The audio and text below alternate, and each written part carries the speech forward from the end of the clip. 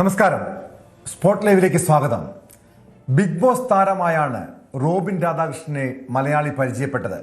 കുണ്ടറയിൽ BJP സ്ഥാനാർത്ഥിയായി എത്തിയതോടെ കൂടുതൽ പേർക്ക് റോബിനെ പരിചയമായി. ഇപ്പോൾ ഇതാ വിവാദവും കൂടിയതോടെ എല്ലാം പൂർത്തിയായി. ബിഗ് ബോസ് ഷോയിലെ സഹതാരമായ ലക്ഷ്മിയാണ് റോബിൻ 8 ലക്ഷം രൂപ തട്ടിയെടുത്തുന്ന ആരോപണവുമായി രംഗത്തെത്തിയത്. സുഹൃത്ത് അഭിൽ ദേവിന്റെ കയ്യിൽ നിന്ന് 45 ലക്ഷം രൂപയും തട്ടിയെടുത്തു. റോബിന്റെ തട്ടിപ്പിനെ കുറിച്ച് ലക്ഷ്മി തന്നെ വെളിപ്പെടുത്തുന്നു ന്യൂസ് 18നോട്.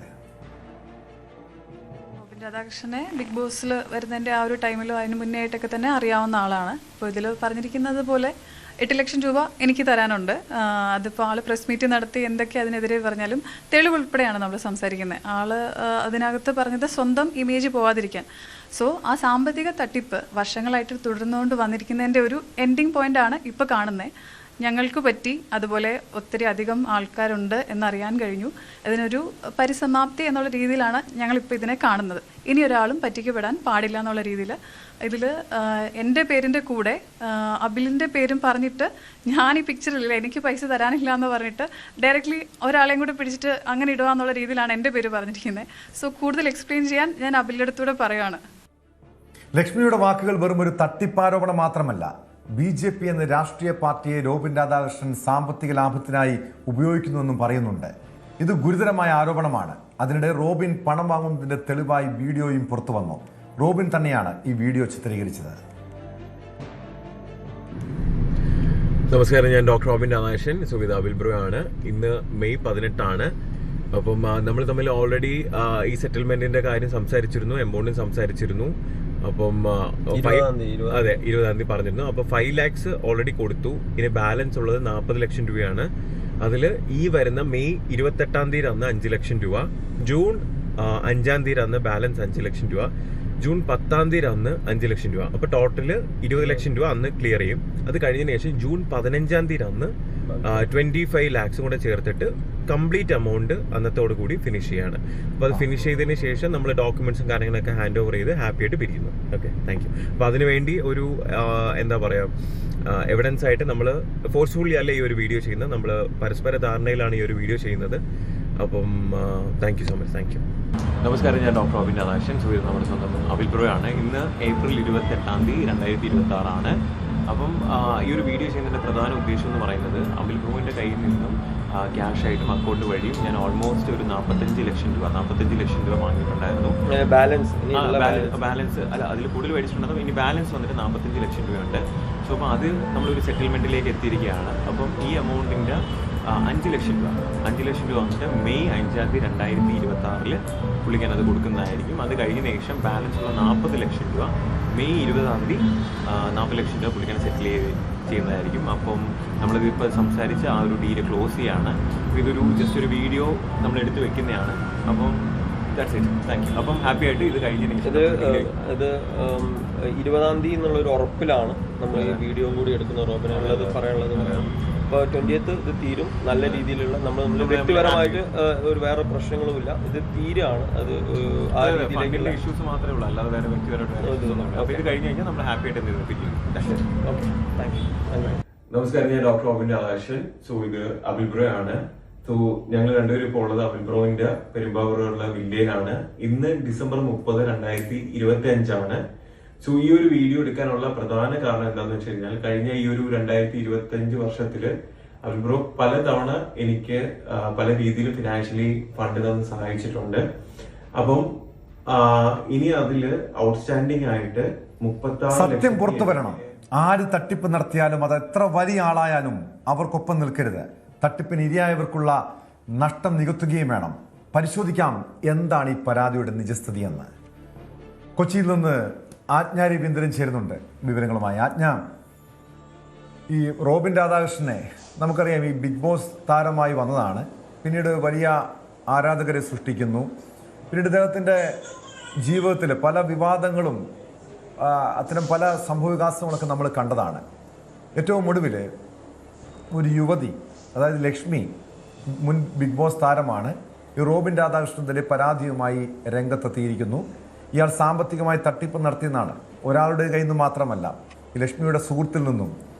അതായത് BJP ഇപ്പോൾ നമുക്കറിയാം, ഈ സോഷ്യൽ മീഡിയ തുറന്നു കഴിഞ്ഞാൽ പലപ്പോഴും ഈ റോബിൻ രാധാകൃഷ്ണൻ BJPയുടെ സമരരംഗത്തുള്ളതും BJPക്ക് വേണ്ടി പ്രവർത്തിക്കുന്നതും BJPയുടെ സ്ഥാനാർത്ഥിയായതുമൊക്കെ വലിയ വാർത്തയായതാണ്.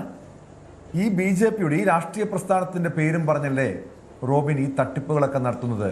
ഇതിൽ ലക്ഷ്മിയും സുഹൃത്തും പോലീസിൽ പരാതി നൽകിയിട്ടുണ്ടോ? BJP നേതൃത്വത്തിന് പരാതി നൽകിയിട്ടുണ്ടോ?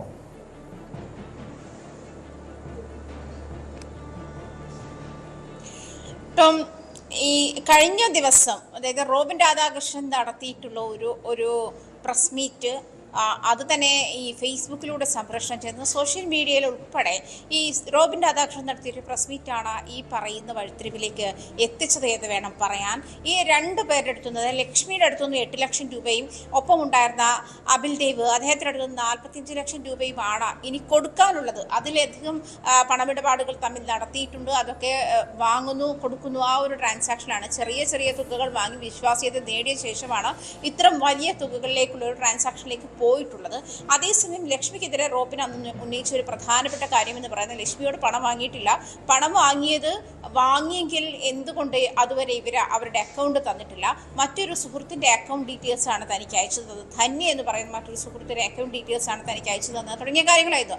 അതിന് മറുപടി ലക്ഷ്മി നമ്മളോട് പറഞ്ഞിട്ടുണ്ട്. അടിയന്തരമായി, അതായത് അക്കൗണ്ട് ആഡ് ചെയ്യണമെങ്കിൽ വലിയ തുകയുടെ ട്രാൻസാക്ഷൻ ആണ്. അക്കൗണ്ട് ഇതിൽ ആഡ് ചെയ്യാൻ വേണ്ടിയിട്ട് കുറച്ച് നോമിനി ആഡ് ചെയ്യാൻ കുറച്ച് സമയമെടുക്കും. ആ സമയമെടുക്കുന്ന സമയത്ത് ഈ 30 മിനിറ്റോളം ആ സമയമെടുക്കും. അത്ര വരെ റോബിൻ രാധാകൃഷ്ണൻ കാത്തു നിൽക്കാൻ പറ്റില്ല എന്ന് പറഞ്ഞിട്ടാണ് ധന്യ എന്ന് പറയുന്ന, അതായത് അവരോട് നേരത്തെ ട്രാൻസാക്ഷൻ നടത്തിയിട്ടുണ്ട്, അവരുടെ കയ്യിൽ നിന്ന് ഈ പണം വാങ്ങുന്നത് 4 ലക്ഷം രൂപയുടെ ട്രാൻസാക്ഷനാണ് അപ്പോൾ നടത്തിയിട്ടുള്ളത്. 4 ലക്ഷം രൂപ ലക്ഷ്മി ബൈ ഹാൻഡിലാണ് കൊടുത്തിട്ടുള്ളത്. ഈ പണമിടപാടുമായി ബന്ധപ്പെട്ട് നടത്തിയിട്ടുള്ള എല്ലാ ട്രാൻസാക്ഷനും അവരുടെ കൈവശമുണ്ട്. അതിനുശേഷം നടത്തിയിട്ടുള്ള സംഭാഷണങ്ങളും ചാറ്റുകളും എല്ലാം അവരുടെ കൈവശമുണ്ട്. പക്ഷേ റോബിൻ രാധാകൃഷ്ണനെ ഇവരെ അങ്ങേയറ്റം മോശം വാക്കുകൾ ഉപയോഗിച്ച് അസഭ്യം പറഞ്ഞ് ആക്ഷേപിക്കുന്ന ഒരു ഓഡിയോ സന്ദേശവും അവരുടെ കൈവശമുണ്ട്. തൽക്കാലം അവരത് പുറത്തുവിടാൻ അവർ താല്പര്യപ്പെടുന്നില്ല എന്ന് തന്നെയാണ്. അതേസമയം ഇത് കൂടുതൽ പ്രശ്നമുണ്ടായി അത്രയും കൂടുതൽ തെളിവുകൾ അവർ കൈവശം വെച്ചുകൊണ്ട് തന്നെയാണ് അത് നമ്മളെ ഓഫ് ദ റെക്കോർഡ് അവർ കേൾപ്പിക്കുകയും ചെയ്തിട്ടുണ്ട്. അത്തരം തെളിവുകൾ, അതായത് റോബിൻ രാധാകൃഷ്ണൻ പണം വാങ്ങിയതിന് തെളിവുണ്ട്, റോബിൻ രാധാകൃഷ്ണൻ തട്ടിപ്പ് നടത്തുകയാണ് എന്ന് വരുത്തി തീർക്കുന്ന അല്ലെങ്കിൽ എന്ന് മനസ്സിലാവുന്ന തരത്തിലേക്കാണ് ഈ രണ്ടുപേരും നമ്മുടെ മുന്നിലെത്തിയിട്ടുള്ളത്. അബിൽ ദേവ് എന്ന് പറയുന്ന ആളുടെ അടുത്തുനിന്ന് 45 ലക്ഷം രൂപയാണ് ഇനി അദ്ദേഹത്തിന് കൊടുക്കാനുള്ള. റോബിൻ രാധാകൃഷ്ണൻ തന്നെ പറയുന്ന വീഡിയോയിലുണ്ട് 5 ലക്ഷം രൂപ അങ്ങനെ ഈ കൊടുത്തു തീർക്കും. ബാക്കിയുള്ള 25 ലക്ഷം രൂപ ആ ഒരു കണക്ക് തന്നെ എടുത്തു നോക്കിയാൽ 45 ലക്ഷം രൂപ ഉണ്ട് എന്നുള്ള കാര്യം കൃത്യമാണ്. അടുത്ത വീഡിയോയിൽ കൃത്യമായി റോബിൻ രാധാകൃഷ്ണൻ പറയുന്നുണ്ട് 45 ലക്ഷം രൂപയുടെ ഒരു ട്രാൻസാക്ഷൻ നടക്കുന്നുണ്ട്. ഇത് റോബിൻ രാധാകൃഷ്ണൻ തന്നെയാണ് ഇത്തരത്തിലൊരു വീഡിയോ ക്രിയേറ്റ് ചെയ്തതും. അദ്ദേഹത്തിൻ്റെ നമുക്ക് വീഡിയോ കണ്ടാൽ അറിയാം അത് ആരും ഇമ്പോസ് ചെയ്തിട്ട് ചെയ്യിക്കുന്ന ഒരു വീഡിയോ അല്ല എന്നുള്ള കാര്യം ഉറപ്പാണ്. കാരണം ഈ റോബിൻ രാധാകൃഷ്ണൻ ഭയങ്കര പ്ലസൻ്റ് ആണ്. ഈ ഒരു പ്രശ്നം പരിഹരിച്ചാലേ തൽക്കാലത്തേക്ക് ഈ പൈസ കൊടുക്കുന്നതിൽ നിന്നും ഒന്ന് രക്ഷപ്പെടാൻ പറ്റിയ ഒരു ആശ്വാസത്തിലാണ് റോബിൻ രാധാകൃഷ്ണൻ്റെ ഫേസ് ഉള്ളതും എക്സ്പ്രഷൻ ഉള്ളതും. അദ്ദേഹം പക്ഷേ കഴിഞ്ഞ ദിവസം വാർത്താസമ്മേളനത്തിൽ പറയാൻ അദ്ദേഹത്തെ ഭീഷണിപ്പെടുത്തി ഇമ്പോസ് ചെയ്ത് ഇത്തരത്തിലുള്ള വീഡിയോകൾ റെക്കോർഡ് ചെയ്ത് വാങ്ങിക്കുന്നുണ്ടായിരുന്നു. പക്ഷേ എന്ത് പറഞ്ഞാലും ഒരാൾ നൽകിയ പണമാണ്, അയാൾ പണം നൽകിയതിന് തെളിവുകൾ അവശേഷിക്കുന്നു എന്നുള്ള കാര്യമാണ്. ഇവർ നടത്തിയുള്ള ട്രാൻസാക്ഷൻ്റെ ഡീറ്റെയിൽസ് അബിൽ ദേവ് തന്നിട്ടുണ്ട്. അതുപോലെ ലക്ഷ്മി നടത്തിയുള്ള ട്രാൻസാക്ഷൻ്റെ ഡീറ്റെയിൽസ് ഉണ്ട്. ഇത്തരം കാര്യങ്ങളൊക്കെ മുൻനിർത്തിയാണ്, അതായത് ആളുകൾ ഈ 2 പേർ എന്ന് പറയുന്നത് പുറത്ത് വന്നിട്ടുള്ള ആളുകളാണ്. ഒരാൾ ബിഗ് ബോസ് താരമാണ്, മറ്റൊരു ബിഗ് ബോസ് താരമാണ് റോബിൻ രാധാകൃഷ്ണൻ. റോബിൻ രാധാകൃഷ്ണൻ ഉപയോഗിക്കുന്ന ഫെയിം തന്നെ ബിഗ് ബോസ് താരം എന്നുള്ള ആ ഒരു ഫെയിം ഉപയോഗിച്ചുകൊണ്ടാണ് ഇത്ര അധികം പണം അദ്ദേഹത്തിന് പറയുന്നുണ്ട്. ഒരുപാട് ഈ ബ്രാൻഡ് ഇത് കൊളാബുമായി ബന്ധപ്പെട്ട് ഒരുപാട് പണം വരുന്നുണ്ട് പോകുന്നുണ്ട്. അത്തരം 2024 ആ ക്രൈസിസ് വന്നത്. ആ സമയത്ത് തന്നെ സാമ്പത്തിക ഇടപാടുകൾ ഇവരുമായി നടത്തിയിരുന്നു എന്ന് പറയുന്നുണ്ട്. പക്ഷേ ഈ അബിൽ ദേവിൻ്റെ സുഹൃത്താണ് ലക്ഷ്മി. റോബിൻ രാധാകൃഷ്ണൻ ഇന്റർവ്യൂവിൽ പറയുന്നു, ആ പ്രസ് മീറ്റിൽ പറയുന്നു, ലക്ഷ്മിയോട് തനിക്ക് താല്പര്യമൊന്നുമില്ല, പക്ഷേ അബിൽ പറഞ്ഞത് കൊണ്ട് മാത്രമാണ് ലക്ഷ്മി താൻ ബിഗ് ബോസിൽ സപ്പോർട്ട് ചെയ്തത്, അല്ലെ അവർക്ക് വേണ്ടി PR വർക്ക് ചെയ്തത് എന്നുള്ളത്. അതായത് അബിൽ ദേവിൻ്റെ അടുത്ത് പണം വാങ്ങുകയും പിന്നീട് ലക്ഷ്മിയുടെ അടുത്ത് പണം വാങ്ങി ഇത്തരം സാമ്പത്തിക ഇടപാടുകൾ റോബിൻ നടത്തിയിട്ടുണ്ട്. അതിൻ്റെ അടിസ്ഥാനത്തിലാണ് എന്ന് പറയുമ്പോൾ തന്നെ ഇത്തരത്തിൽ സാമ്പത്തികമായിട്ടുള്ള ഇടപാടുകൾ നടത്താൻ റോബിൻ ഒട്ടും മടി കാണിക്കുന്നില്ല എന്നുള്ള കാര്യം വ്യക്തമാണ്. അത് BJP എന്ന് പറയുന്ന ഒരു വലിയ പാർട്ടിയുടെ അതല്ലെങ്കിൽ കേന്ദ്രം ഭരിക്കുന്ന പാർട്ടിയുടെ വക്താവാണ് താൻ. അല്ലെങ്കിൽ അത്തരത്തിൽ തന്നെ ഇത്തരം കാര്യങ്ങളിലൊക്കെ സപ്പോർട്ട് ചെയ്യാൻ, എല്ലാ കാര്യങ്ങളിലും സപ്പോർട്ട് ചെയ്യാൻ BJP ഉണ്ട്, പാർട്ടിയുണ്ട്. തന്നെ അത് റോബിൻ രാധാകൃഷ്ണൻ ടോം സൂചിപ്പിച്ചതുപോലെ തന്നെ യുവമോർച്ചയുടെ അടക്കം പരിപാടിയിൽ പങ്കെടുത്തിട്ടുണ്ട്. പക്ഷേ ഈ രണ്ടുപേരും അത് ഇയാൾ മുതലെടുക്കുന്നു എന്നല്ലേ ഞാൻ മനസ്സിലാക്കേണ്ടത്. BJP എന്നൊരു ദേശീയ പ്രസ്ഥാനത്തിന്റെ ഭാഗമായി നിന്നുകൊണ്ട് പല തട്ടിപ്പുകൾ നടത്തുന്നു, സാമ്പത്തികമായ നേട്ടങ്ങൾ ഉണ്ടാക്കുന്നു. മാത്രമല്ല ഈ സെലിബ്രിറ്റി പരിവേഷം കൂടിയുണ്ട്. സ്വാഭാവികമായിട്ടും ആളുകളെ വിശ്വസിപ്പിക്കാൻ വളരെ എളുപ്പമാണ്. ഇയാളുടെ ഒരു രാഷ്ട്രീയ സ്വാധീനമൊക്കെ ഈ തട്ടിപ്പിൽ ഒരു മറയാക്കുന്നുണ്ടോ? മാത്രമല്ല ഈ തട്ടിപ്പിന് ഇരയായിട്ടുള്ള, ഈ സാമ്പത്തിക ചൂഷണത്തിന് ഇരയായിട്ടുള്ള യുവതിയും സുഹൃത്തും ഇതുമായി ബന്ധപ്പെട്ട വിവരങ്ങൾ പാർട്ടി നേതൃത്വത്തെ അറിയിച്ചിട്ടുണ്ടോ? സംഘടനാ തലത്തിൽ ഈ വിഷയത്തിൽ ഒരു അന്വേഷണം നടത്തേണ്ടതല്ലേ? റോബിൻ രാധാകൃഷ്ണനെതിരെ ഈ പരാതിയിൽ പാർട്ടി തലത്തിൽ നടപടി ഉണ്ടാകുമെന്ന് അവർക്ക് പ്രതീക്ഷയുണ്ടോ? അതോ അവർ നിയമ നടപടിയുമായി മുന്നോട്ട് പോവുകയാണോ?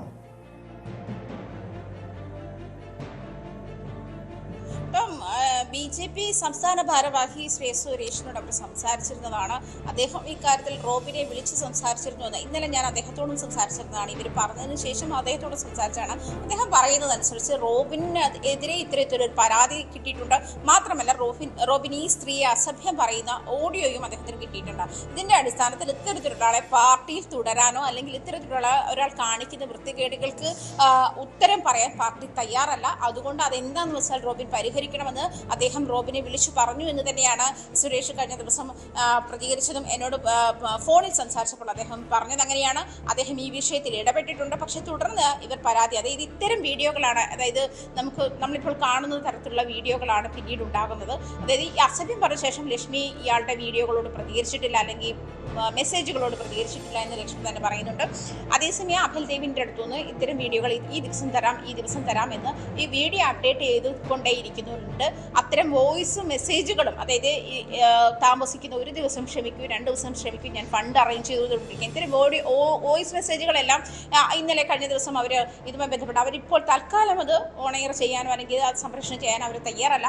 കാരണം അത് കേസിനെ ബാധിച്ചാലോ എന്നൊരു ഭയം അവർക്കുണ്ട്. പക്ഷെ അതുകൊണ്ട് തന്നെ ഇതെല്ലാം AI ക്രിയേറ്റഡ് ആണ് എന്നാണ് റോബിൻ പറയുന്നത്. പക്ഷേ AI ക്രിയേറ്റഡ് വീഡിയോ അത് ഓഡിയോ എല്ലാം നമുക്ക് കേൾക്കുമ്പോൾ മനസ്സിലാവും അത്തരത്തിൽ ട്രാൻസാക്ഷൻസ് നടന്നിട്ടുള്ളതും, അതായത് റോബിൻ രാധാകൃഷ്ണൻ ഇത്ര പണം കൈപ്പറ്റിയിട്ടുള്ളതോ എന്നുള്ള കാര്യം ഈ കമ്മ്യൂണിക്കേഷനിൽ നിന്ന് വ്യക്തമാണ്. അതായത് അവർ റോബിൻ രാധാകൃഷ്ണനോട് നടത്തിയിട്ട് ഈ രണ്ടുപേരും A to Z ചാറ്റുകൾ, അതിൻ്റെ ഡീറ്റെയിൽസുകൾ, അത് വാട്സാപ്പ് കോള് ഉൾപ്പെടെയുള്ള അതിൻ്റെ സ്ക്രീൻ റെക്കോർഡർ, ഇത്തരം കാര്യങ്ങളൊക്കെ അവർ സേവ് ചെയ്ത് വെച്ചിട്ടുണ്ട്. അതിലൊന്നിൽ റോബിൻ രാധാകൃഷ്ണൻ പറയുന്നത് മറ്റൊരാളെ ഒതുക്കിയതുപോലെ ഞാൻ മുഖ്യമന്ത്രിയുടെ അടുത്ത് പോകും, BJPയെ ഞാൻ ഉപയോഗിക്കും, മറ്റൊരാളെ ഒതുക്കിയതുപോലെ നിന്നെയും ഞാൻ ഒതുക്കുമെന്ന് അദ്ദേഹം പറയുന്നുണ്ട്.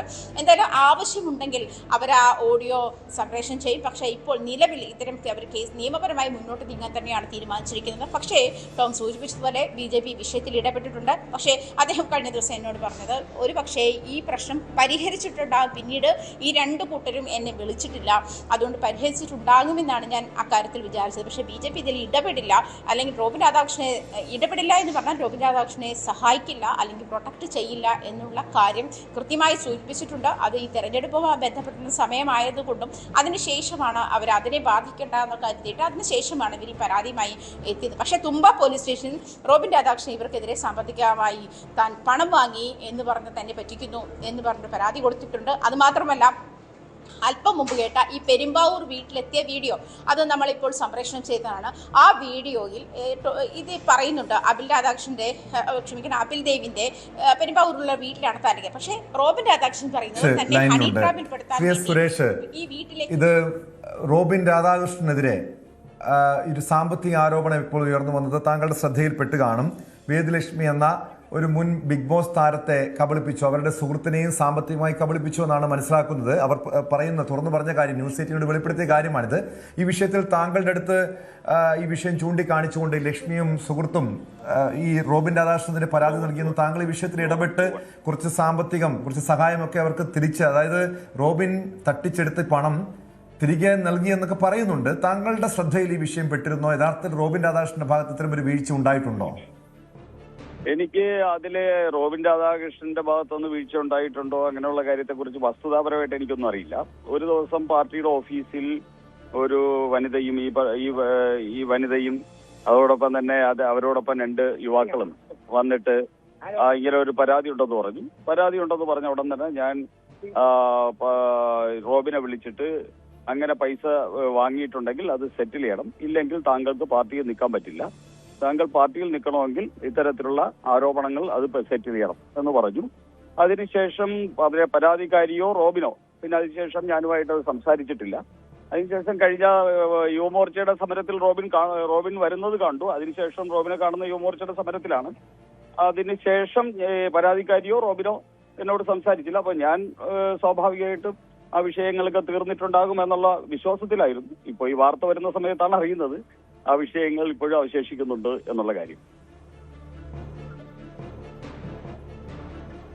ഹലോ, തീർച്ചയായും ബി ജെ പിയുടെ പേരും പറഞ്ഞാണ് ഈ റോബിൻ രാധാകൃഷ്ണൻ ഈ പണം പലരിൽ നിന്നും വാങ്ങുന്നതെന്നാണ് പറയപ്പെടുന്നത്. അങ്ങനെയാണ് ഈ യുവതി ആരോപിക്കുന്നത്.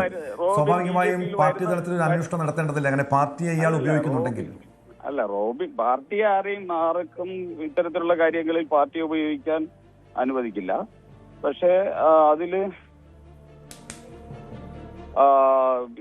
ഈ ഡീലിങ്സ് ഒക്കെ നടന്നിരിക്കുന്നത് അയാൾ പാർട്ടിയിൽ വരുന്നതിന് മുമ്പാണെന്നാണ് എന്റെ അന്ന് അവർ പരാതി പറയുന്ന സമയത്ത് എനിക്ക് കിട്ടിയ അറിവിന്റെ അടിസ്ഥാനത്തിൽ ഞാൻ പറയുന്നു. അവർ രേഖാമൂലം പരാതിയും തന്നിട്ടില്ല.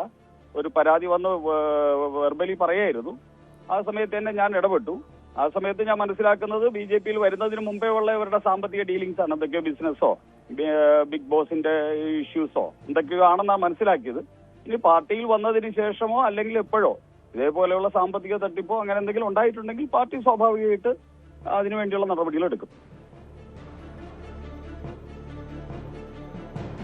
തീർച്ചയായും ഉത്തരവാദിത്തപ്പെട്ട ചുമതലയുള്ള വ്യക്തിയാണ്. പ്രത്യേകിച്ച് താങ്കളുടെ ഭാഗത്തു നിന്ന് നല്ല രീതിയിലുള്ള ഒരു സമീപനമാണ് ഇവർക്ക് ഉണ്ടായതെന്നാണ് പറയുന്നത്. താങ്കൾ ഇടപെട്ടത് കൊണ്ടാണ്, എസ് സുരേഷ് ഇടപെട്ടത് കൊണ്ടാണ് അവർക്ക് അത്രയെങ്കിലും തുക കിട്ടിയതെന്ന് പറയുന്നുണ്ട്. പക്ഷേ തുടർന്ന് പണം നൽകാമെന്ന് പറഞ്ഞു, പക്ഷേ നൽകിയില്ല, വാഗ്ദാനങ്ങളെല്ലാം ലംഘിച്ചു എന്നാണ് പറയുന്നത്. ഇങ്ങനെയാണെങ്കിൽ ഈ റോബിൻ രാധാകൃഷ്ണൻ നിലവിൽ BJP-യുടെ അല്ലെങ്കിൽ യുവമോർച്ചയുടെ സംഘടനാ തലത്തിൽ പ്രവർത്തിക്കുന്നുണ്ടോ, അല്ലെങ്കിൽ ഭാരവാഹിത്വത്തിലുണ്ടോ? അങ്ങനെയെങ്കിൽ അങ്ങനെയുള്ള ഒരു ഉത്തരവാദിത്തപ്പെട്ട ചുമതലയുള്ള വ്യക്തിയാണെങ്കിൽ, ഇങ്ങനെ ഒരു തട്ടിപ്പ് നടത്തുന്ന വ്യക്തിയാണെങ്കിൽ അദ്ദേഹത്തിന് ഒരു നടപടി ആവശ്യമല്ലേ? റോബിൻ രാധാകൃഷ്ണന് പാർട്ടിയിൽ നിലവിൽ ചുമതലകളൊന്നുമില്ല. പാർട്ടിയുടെ മെമ്പർഷിപ്പ് എടുത്തിട്ടുണ്ട് എന്നുള്ളതിനപ്പുറം വേറെ പാർട്ടി ചുമതലകളൊന്നുമില്ല. പാർട്ടിക്ക് പരാതി കിട്ടിക്കഴിഞ്ഞാൽ പാർട്ടി സ്വാഭാവികമായിട്ട് നടപടിയെടുക്കും അന്വേഷിച്ചിട്ട്.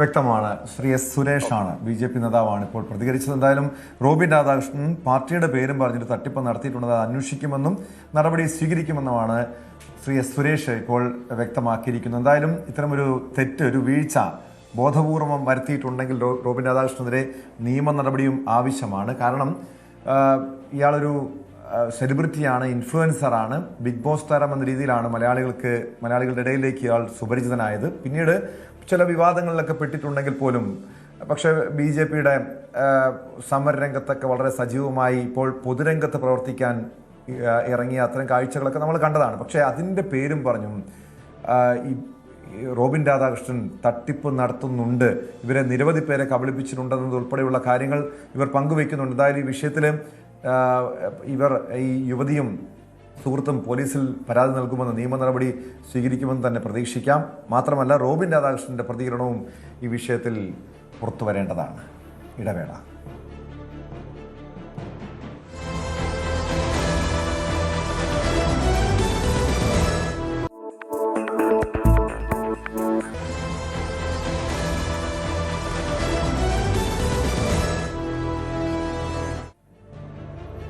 ഓഗസ്റ്റ് 4-ന് ഫുക്കറ്റ് ഡൽഹി യാത്രക്കിടെ എയർ ഇന്ത്യ വിമാനം 300 അടിയോളം താഴേക്ക് പതിച്ച സംഭവത്തിൽ ഞെട്ടിപ്പിക്കുന്ന വിവരങ്ങളാണ് പുറത്തുവരുന്നത്. എയർ ഇന്ത്യ വിമാനത്തിന്റെ പ്രധാന പൈലറ്റ് ലഹരിമരുന്ന് ഉപയോഗിച്ചതായി രണ്ടാമത്തെ ഡോപ്പ് ടെസ്റ്റിലും കണ്ടെത്തി. വിമാനത്തിന് സാങ്കേതിക തകരാറുണ്ടായിരുന്നു എന്ന കാര്യത്തിലും പരിശോധന തുടരുകയാണ്.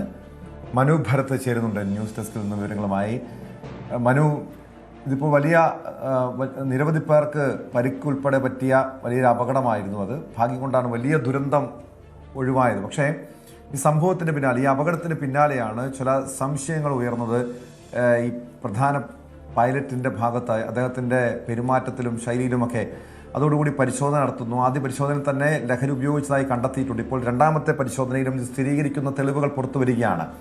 ഇത് ഏത് രീതിയിലുള്ള, സ്വാഭാവികമായിട്ട് ഇയാൾക്കെതിരെ ഒരു വലിയ ഗുരുതരമായിട്ടുള്ള വീഴ്ച കണ്ടെത്തിയ സാഹചര്യത്തിൽ ഒരു നടപടി ഉണ്ടാകേണ്ടതല്ലേ? എന്താണ് ഈ പരിശോധനയിൽ പുറത്തു വരുന്ന വിവരങ്ങൾ? ടോം, എല്ലാവരെയും അമ്പരപ്പിക്കുന്ന തരത്തിലുള്ള പരിശോധനാ ഫലങ്ങളാണ് ഇപ്പോൾ പുറത്തു വരുന്നത്. ആദ്യം തന്നെ ഈ പൈലറ്റ് ഇത്തരത്തിലുള്ള എന്തെങ്കിലും ഒരു ലഹരി ഉപയോഗിച്ചിട്ടുണ്ട് എന്ന സംശയം ഉണ്ടായിരുന്നു.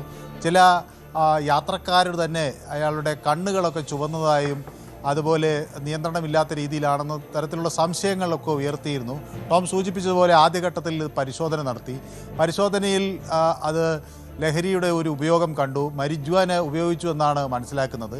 പിന്നീട് ആണ് വീണ്ടും കൂടുതൽ ഒരു വിശദമായ കൂടുതൽ ആധികാരികമായ ഒരു പരിശോധനയിലേക്ക് കാര്യങ്ങൾ നീങ്ങിയത്. അവിടെയാണ് ഈ പൈലറ്റ് ഇൻ കമാൻഡ് നല്ല തോതിൽ മരിജ്വാന അല്ലെങ്കിൽ കഞ്ചാവ് ഉപയോഗിച്ചിരുന്നു എന്ന വിവരങ്ങൾ പുറത്തു വരുന്നത്. നമുക്ക് അറിയാം ടോം, സ്വാഭാവികമായി നമ്മൾ വിമാനയാത്ര നടത്തുമ്പോഴൊക്കെ അവർ നമ്മളോട് പറയുന്ന ആ ഒരു സുരക്ഷാ മാനദണ്ഡം നമ്മൾ ശ്രദ്ധിച്ചിട്ടുണ്ടാകും. ഫോൺ പോലും വിമാനം ടേക്ക് ഓഫ് ചെയ്യുമ്പോഴോ ലാൻഡ് ചെയ്യുമ്പോഴോ നമ്മളെ ഉപയോഗിക്കാൻ അനുവദിക്കാറില്ല.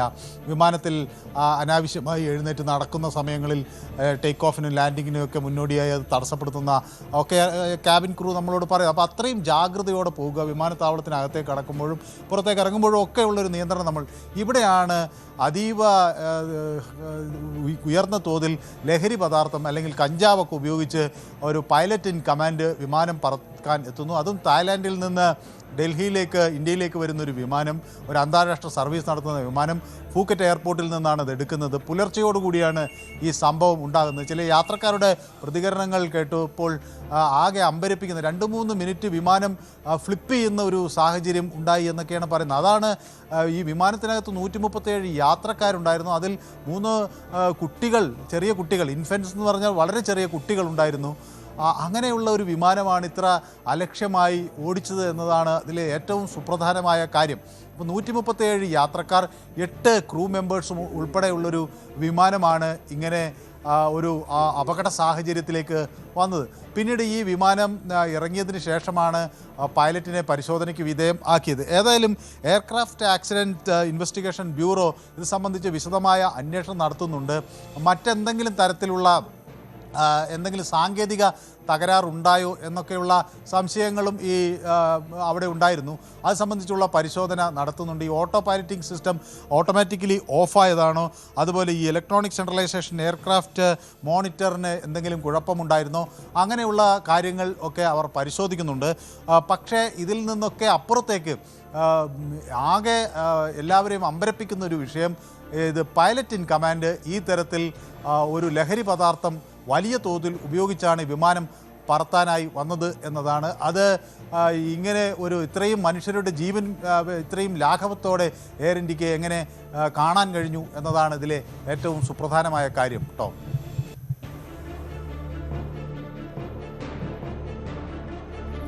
യെസ്, എന്തായാലും അങ്ങനെ ഒരു ലഹരി ഉപയോഗിച്ചിട്ടുണ്ട് എന്ന് 2 പരിശോധനാ ഫലങ്ങളും പുറത്തു വന്നിരിക്കുന്നു. ഇയാൾക്കെതിരെ ഏത് രീതിയിലുള്ള നടപടികളായിരിക്കും ഉണ്ടാവുക? അതിനപ്പുറം മറ്റേതെങ്കിലും രീതിയിലുള്ള ഒരു സാങ്കേതിക തകരാറാണ് ഈ അപകടത്തിലേക്ക് വഴിവെച്ചതെന്ന് വ്യക്തമാവുകയാണെങ്കിൽ ഒരുപക്ഷെ ഇയാൾക്കെതിരെ ഉള്ള നടപടി കുറയുമോ? അതല്ലെങ്കിൽ ഇതങ്ങനെ നിസ്സാരമായി കാണാൻ കഴിയില്ലല്ലോ, പ്രത്യേകിച്ച് ഒരു പൈലറ്റിൻ്റെ ഭാഗത്ത് നിന്ന്.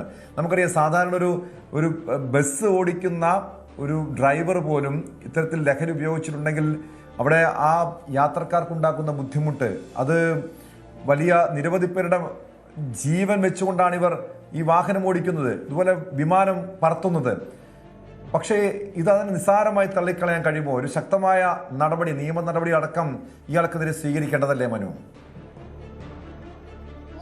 ചോദ്യം എല്ലാ കോണുകളിൽ നിന്നും ഉയരുന്നുണ്ട്. അപ്പോൾ DGC ഇതിന് ഒരു മറുപടിയായി നൽകുന്നത്, ആ സംഭവം നടന്ന ഉടനെ തന്നെ ആ വിമാനത്തിൽ ഉണ്ടായിരുന്ന മുഴുവൻ ക്രൂ അംഗങ്ങളെ 8 പേരെയും തൽക്കാലം അവരെ ജോലിയിൽ നിന്ന് മാറ്റി നിർത്തിയിട്ടുണ്ട്.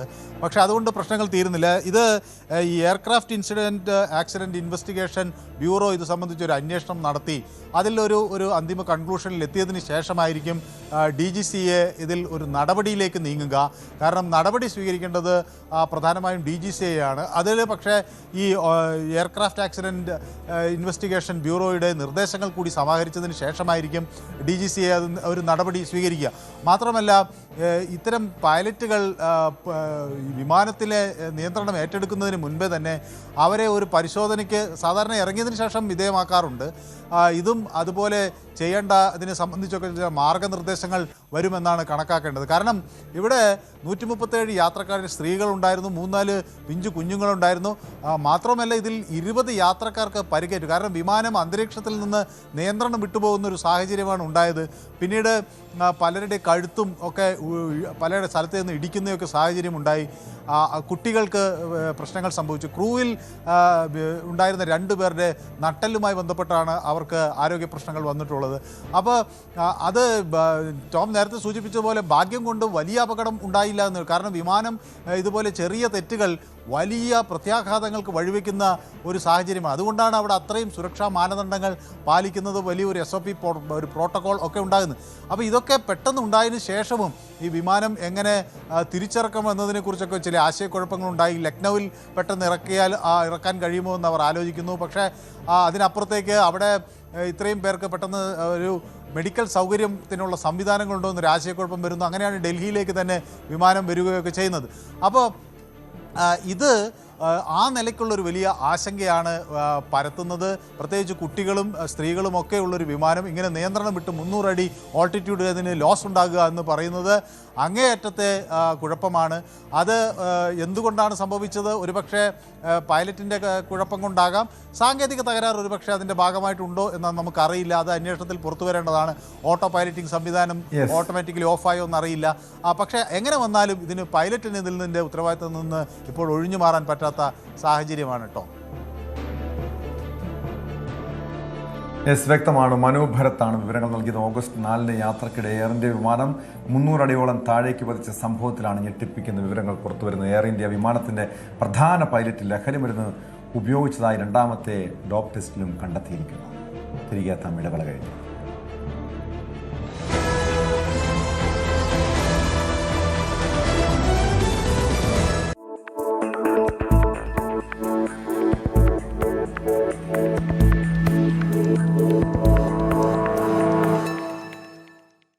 മഴ പെയ്യുന്ന ഒരു സായാഹ്നം, ഹൈവേയിലൂടെ സുഖകരമായ ഒരു യാത്ര.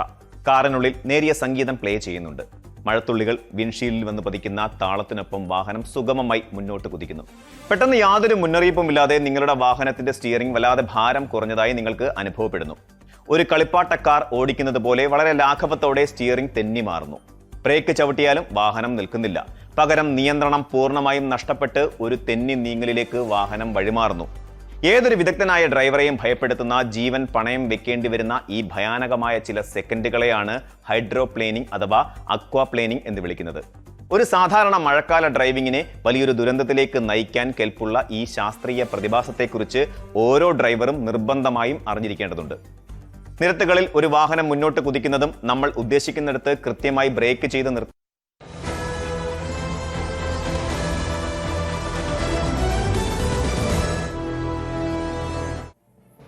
ഫുട്ബോൾ ഇതിഹാസം ലയണൽ മെസ്സി കൊച്ചിയിൽ വരും. എത്ര ആയിരം കൊടുത്താണെങ്കിലും ടിക്കറ്റ് എടുത്ത് കൊച്ചിയിലെ വലിയ സ്റ്റേഡിയത്തിൽ മെസ്സി പന്ത് തട്ടുന്നത് കൺമുന്നിൽ കാണണമെന്നൊക്കെ സ്വപ്നം കണ്ടിരുന്നവർ നിരവധിയാണ്. എന്തായാലും കഴിഞ്ഞ സർക്കാരിൻ്റെ കാലത്ത് കായിക മന്ത്രി വി അബ്ദുറഹ്മാൻ കുറേ ഇത് പറഞ്ഞ് കൊതിപ്പിച്ചിട്ടുണ്ട്. ഇപ്പോൾ കളിയുടെ ഗതി മാറി. കള്ളപ്പണം വെളുപ്പിക്കൽ, നികുതി വെട്ടിപ്പ് തുടങ്ങിയ ആരോപണങ്ങളാണ് മെസ്സിയുടെ വരവുമായി ബന്ധപ്പെട്ട് ഇപ്പോൾ ഉയരുന്നത്. വിദേശ നാണ്യം ഇന്ത്യക്ക് പുറത്തേക്ക് കടത്താനും കള്ളപ്പണം വെളുപ്പിക്കാനുമെന്ന് സംശയിച്ച് കായിക സെക്രട്ടറിയുടെ റിപ്പോർട്ട് പുറത്തു വന്നിരുന്നു. വിദേശ നാണ്യം രാജ്യത്തിന് പുറത്തേക്ക് കടത്തൽ മാത്രം ലക്ഷ്യമിട്ടുള്ള നീക്കമായിരുന്നുവെന്നും കണ്ടെത്തലുണ്ട്. ഫുട്ബോൾ ഇതിഹാസം ലയണൽ മെസ്സി കേരളത്തിലെത്തുമെന്ന് പ്രചരണത്തിനും സാമ്പത്തിക തിരിമറികൾക്കും പിന്നിൽ മുൻ കായിക മന്ത്രിയുടെ നീക്കങ്ങൾ അടിമുടി ദുരൂഹമെന്ന് കായിക മന്ത്രി OJ ജനീഷ് പറഞ്ഞു. പൊതുപണം നഷ്ടമായോ എന്നത് മാത്രമല്ല വിഷയമെന്നും മന്ത്രി പ്രതികരിച്ചു. സർക്കാർ എന്ന ഒരു വലിയ അതോറിറ്റിയെ ദുരുപയോഗം ചെയ്തു എന്നുള്ളതാണ് ഏറ്റവും പ്രധാനപ്പെട്ട പ്രശ്നം. ഒരു സ്വകാര്യ ഇവന്റ് മാനേജ്മെന്റിന് അല്ലെങ്കിൽ ഒരു സ്വകാര്യ ഇവന്റ് നടത്താൻ വേണ്ടി വരുന്ന ഒരു സ്വകാര്യ വ്യക്തിക്ക് സർക്കാരിൻ്റെ പേരുപയോഗിക്കാൻ, സർക്കാരിൻ്റെ ഔദ്യോഗിക സംവിധാനങ്ങൾ ഉപയോഗിക്കാൻ, ഭരണയന്ത്രം ഉപയോഗിക്കാൻ, ചീഫ് സെക്രട്ടറി മുതൽ ജില്ലാ കളക്ടറും പോലീസും GCDയും അതോടൊപ്പം തന്നെ SKF ഉൾപ്പെടെയുള്ള മുഴുവൻ സംവിധാനങ്ങളും ഉപയോഗിച്ചുള്ള സജ്ജീകരണങ്ങൾ ഒരുക്കാനുള്ള അവസരങ്ങൾ ഒരുക്കി കൊടുക്കുമ്പോൾ അതിന് വേണ്ടുന്ന പ്രൊസീജിയറിൽ നടത്തേണ്ടുന്ന കാര്യങ്ങൾ നടത്തിയിട്ടുണ്ടോ, അല്ലെങ്കിൽ അതിൻ്റെ നടപടിക്രമങ്ങൾ കൃത്യമായി പാലിക്കപ്പെട്ടിട്ടുണ്ടോ എന്നുള്ളതാണ്. ഇപ്പോൾ ഒരു സ്വകാര്യ വ്യക്തിക്ക് അദ്ദേഹത്തിന് ലാഭമുണ്ടാക്കാൻ സൗകര്യമൊരുക്കിയതിന് ശേഷം സർക്കാരിന് ചില്ലിക്കാശ് നഷ്ടമില്ല എന്ന് പറയുന്നതിൽ അർത്ഥമില്ല. അത് സർക്കാർ പാലിക്കേണ്ടതായ കുറേയേറെ കാര്യങ്ങളുണ്ടായിരുന്നു. അത് കഴിഞ്ഞ ഗവൺമെൻറ് കാലഘട്ടത്തിൽ പാലിക്കപ്പെട്ടിട്ടില്ല എന്നുള്ളതാണ് ഏറ്റവും പ്രധാനപ്പെട്ട പ്രശ്നം. കേന്ദ്ര അനുമതി ലഭിക്കുന്നതിന് വേണ്ടുന്ന അപേക്ഷകൾ ഉൾപ്പെടെ ലഭ്യമാക്കുക, അല്ലെങ്കിൽ അത്തരത്തിലുള്ള കാര്യങ്ങൾ ഉൾപ്പെടെയൊക്കെ അദ്ദേഹത്തിൻ്റെ വകുപ്പിൻ്റെ ഭാഗത്ത് നിന്ന് കൃത്യമായ ഇടപെടൽ ഉണ്ടായിട്ടുണ്ട് എന്നുള്ളതാണ്. മെസ്സി വിവാദത്തിൽ മുൻ കായിക മന്ത്രി കാര്യങ്ങൾ വിശദീകരിക്കുമെന്നായിരുന്നു പ്രതിപക്ഷ നേതാവ് പിണറായി വിജയന്റെ മറുപടി. ഔദ്യോഗികമായി തനിക്ക് കത്ത് കിട്ടിയിട്ടില്ല, ചില കാര്യങ്ങൾ മാത്രമേ തനിക്ക് അറിയൂവെന്നും പിണറായി പറഞ്ഞു. മെസ്സിയുടെ സന്ദർശനവുമായി ബന്ധപ്പെട്ട ചില പ്രശ്നങ്ങൾ ഇവിടെ ഉണ്ടായിരുന്നുള്ളത് വസ്തുതയാണ്. അതിൻ്റെ ഭാഗമായി ആ ടീമിൽ അവർക്ക് വരുന്നതിനാവശ്യമായ നടപടികൾ സ്വീകരിക്കുന്നതിൽ ചില നടപടികൾ ഉണ്ടായി എന്നതും നമ്മൾക്കെല്ലാം അറിയാവുന്ന കാര്യമാണ്. ആ കാര്യത്തിൽ അന്ന് കാര്യങ്ങൾ കൈകാര്യം ചെയ്ത മന്ത്രി എന്ന നിലക്ക് ശ്രീ അബ്ദുറഹ്മാൻ തന്നെ കാര്യങ്ങൾ വ്യക്തമാക്കിയിട്ടുണ്ട്. അതിനകത്ത് ഈ പറയുന്ന തരത്തിലുള്ള ഒരു പ്രശ്നവും അടങ്ങിയിട്ടില്ല. വരണമെന്ന് പൊതുവിൽ നാട് ആഗ്രഹിച്ചിരുന്നു, വരുന്നതിനെ നമ്മൾ സ്വാഗതം ചെയ്തിരുന്നു. പക്ഷെ അവർക്ക് അവരുടേതായ കാരണങ്ങളാൽ വരാൻ പറ്റിയില്ല എന്നുള്ളതാണ് പിന്നീട് സംഭവിച്ചത്. അതിൻ്റെ മേലെ എന്തന്വേഷണം നടത്താനാണെന്ന് അന്വേഷിച്ചാലേ പറയാൻ പറ്റും. നടപടിക്രമങ്ങളും പാലിച്ചാണ് കരാറിൽ ഏർപ്പെട്ടതെന്നും മുൻ സർക്കാരിന് ഇതിൽ വ്യക്തത ഉണ്ടെന്നുമായിരുന്നു റിപ്പോർട്ടർ TV ഉടമ ആൻഡ്രൂ അഗസ്റ്റിന്റെ പ്രതികരണം. അല്ല, ഞാൻ പറയുന്നത് അങ്ങനെ ഇവർ പറയുന്നത് ശരിയായിട്ടാണുള്ളതാണ് എനിക്ക് തോന്നുന്നില്ല. കാരണം എന്താണെന്ന് പറഞ്ഞാൽ നമുക്ക് അവരുമായിട്ട് എഗ്രിമെന്റ് ഉണ്ട്, ഗവൺമെന്റിനെ അറിയാം, ഗവൺമെന്റുമായിട്ട് കമ്മ്യൂണിക്കേഷൻ ഉണ്ട്, അവർ വരുന്ന ഡേറ്റ് ഗവൺമെന്റിനെ അറിയിച്ചിട്ടുണ്ട്, എല്ലാ രേഖകളും സർക്കാരിന്റെ കയ്യിൽ തന്നെ ഉണ്ട്. പിന്നെ ഇത് ഏത് അടിസ്ഥാനത്തിലാണ് ഈ റിപ്പോർട്ട് ഉണ്ടാക്കുന്നത് എന്നുള്ളതാണ് എനിക്കറിയില്ലാത്തത്. കാരണം ആർക്കെങ്കിലും എതിരെ എന്തെങ്കിലും വെഞ്ചൻസ് തീർക്കാൻ വേണ്ടി റിപ്പോർട്ട് ഉണ്ടാക്കുക എന്നുള്ളതിനേക്കാൾ അപ്പുറം ഞാൻ വിചാരിക്കുന്നില്ല ഇതൊരു ജെന്യുവൻ റിപ്പോർട്ടാണ് എന്നുള്ള നിലയ്ക്ക്. അപ്പൊ അതിനർത്ഥം എന്ന് പറയുന്നത് അവിടെയുള്ള രേഖകൾ ഒന്നും പരിശോധിക്കാതെയാണ്, ഒരു രേഖയില്ല എന്ന് പറയുന്നതാണ് വിചാരിക്കുന്നത്. VV അരുൺ ചേരുന്നുണ്ട് തിരുവനന്തപുരത്ത് നിന്ന്. അരുൺ, ഈ മെസ്സി വരും എന്ന് പറഞ്ഞ് മലയാളികളെ കുറേ നാൾ കബളിപ്പിച്ചതാണ്. പക്ഷേ സാധാരണ എല്ലാവർക്കും ഇതുമായി ബന്ധപ്പെട്ട് ഇതൊരു തട്ടിപ്പാണെന്നും മെസ്സി വരില്ലെന്നും ബോധ്യമായ കാര്യമാണ്. പക്ഷെ അവിടെ ഇക്കാര്യം ബോധ്യപ്പെടാതിരുന്നത് അന്നത്തെ കായിക മന്ത്രിക്ക് മാത്രമാണ്. പിന്നീട് ഇതുമായി ബന്ധപ്പെട്ട് ഇപ്പോഴാണ് കൂടുതൽ വിവാദങ്ങൾ ഉയർന്നു വരുന്നത്. വലിയൊരു തട്ടിപ്പ് ഇതിന് പിന്നിൽ ഉണ്ടായിരുന്നു, വലിയ സാമ്പത്തിക ചൂഷണമടക്കം, വലിയ കള്ളപ്പണം വെളുപ്പിക്കലടക്കം ഇതിന് പിന്നിൽ ഉണ്ടായിരുന്നു എന്ന വിവരങ്ങളാണ് ഇപ്പോൾ പുറത്തു വന്നുകൊണ്ടിരിക്കുന്നത്. ഈ സംഭവത്തെ എത്രത്തോളം ഗൗരവത്തോടു കൂടിയാണ് സർക്കാർ കാണുന്നത്? ഒരു വിശദമായ അന്വേഷണം നടത്തുന്നുണ്ടോ?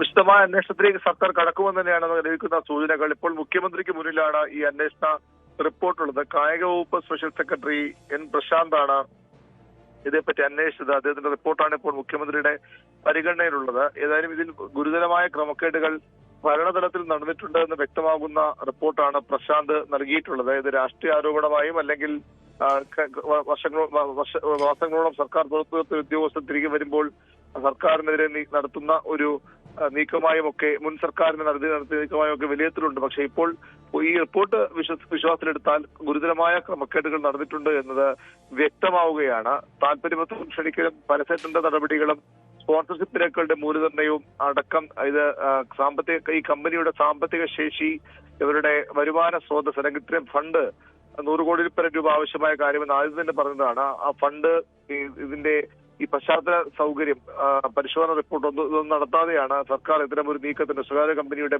മാത്രം താല്പര്യപ്രകാരം ഇറങ്ങി പുറപ്പെട്ടത്.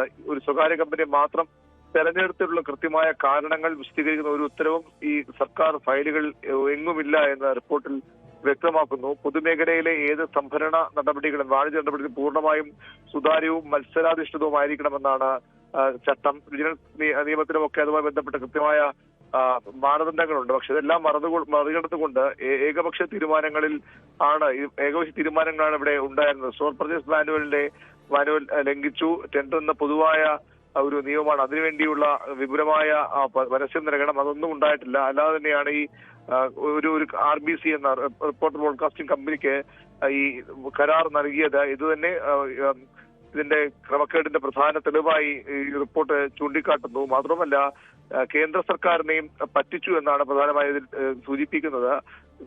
സംസ്ഥാന സർക്കാർ കേന്ദ്രത്തിന് 2024 ഡിസംബർ 27 കത്തയച്ചു. അർജന്റീനയുടെ ലോകകപ്പ് ടീം കേരളത്തിൽ വരുമെന്ന് വ്യക്തമാക്കുന്നതാണ് ആ കത്ത്. എന്നാൽ ആ സമയത്ത് സംസ്ഥാന സർക്കാരിന്റെ ക്ഷണമോ അല്ലെങ്കിൽ